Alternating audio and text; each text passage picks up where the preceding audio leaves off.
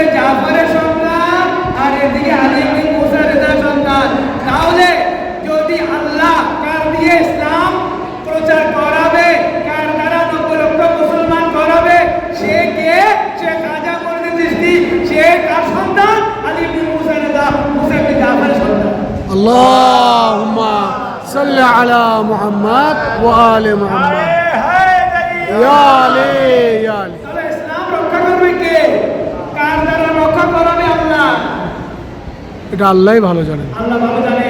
কারবালাতে ইমাম হুসাইন সেদিন জান না দেন, অর্থ দিয়েছেন, সম্পদ দিয়েছেন, সন্তান দিয়েছেন, নিজেদেরকে উৎসর্গ করে দিয়েছেন।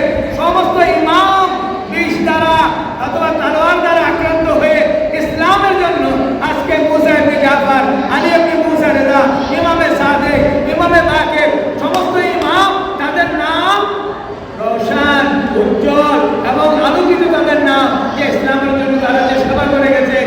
ইমাম সাদেক আলাইহিস সালাম 4000 ছাত্র লালন পালন করেছে।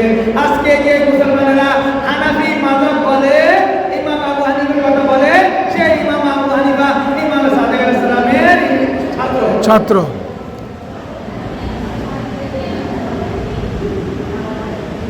উনি শিয়াও ছিলেন।